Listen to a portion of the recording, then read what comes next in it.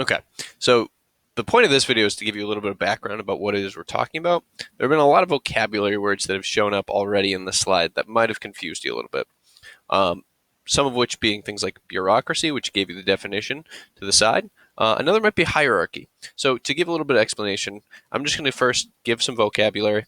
I'm then going to talk about why it is we're going over this information and how it connects to what it is we're studying today, so the Incan government, as well as some examples that you can see right now in our daily lives. So first off, we have this from the little picture that you had where it had like the people and then there was some like branching arrows and stuff. Uh, the word hierarchy. So a hierarchy is the idea that there are people, right? There are groups of people, and that it makes almost like a pyramid, right? So the person at the top would be the top of the hierarchy. They're the person that's in charge, and then it would scale down, and there'd be a few people, and then it would even go further than that. If you remember the Mongols, when we talked about their army, this is kind of like exactly what we're talking about, right? Where there would be the big general at the top, and for him, there would be 10 generals, and then for each of those generals, there'd be 10, and then 10, 10, and so on and so forth, right? That's exactly what we're talking about. Except we're talking about it in government now. So instead of it being soldiers and troops and all that, we're looking at it as in like departments, which goes to our next thing of specialized departments. So the goal here is that if you have somebody at the top, say the ruler, they have like a whole like grand task of making sure everything runs, right? That the country and the government goes according to how it should. As you go further down, the goal here is that the specific tasks get broken up. So, say the emperor's in charge of making everything go, and then he has like a few advisors. If you trace that down, you'd have one group that's focused just on, say, like infrastructure, right? So, like keep making sure that like bridges and waterways and stuff work. You might have another one that's just war, so it's just the guy and the group that's in charge of military. And then you might have one in charge of like agriculture, which is like making food. So the goal is that by spreading out these things to specific groups that are just focused on that one task or that one area, that it's going to be much more effective, that they only have one thing on their plate and so they can do it really well. How that connects to what we're doing today is first, we should hopefully start to pick up that this is probably how the Incan government works.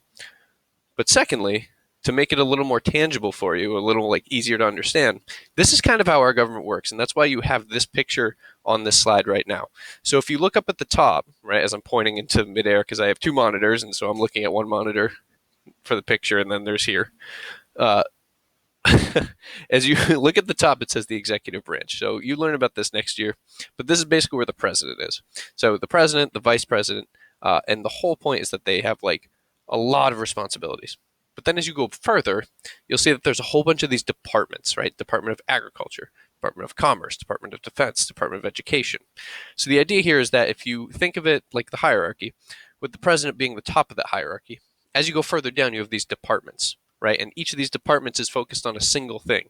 So hopefully, like the Department of Agriculture, which is about making sure that food and farming and stuff works well, isn't going to have to worry about education. That's like the Department of Education's job. Their whole point is to make sure that we have a working school system, which then wouldn't overlap with, say, the Department of the Treasury, which makes sure that we have money and that the economy works.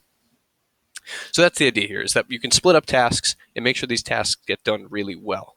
Now, moving forward, I had started with the intro telling you this. I'll repeat it right now. You have one source. There are loop questions. The first slide you're going to see right after this is going to be your sourcing information. So tell me the historical context, point of view, intended audience, purpose, all that stuff.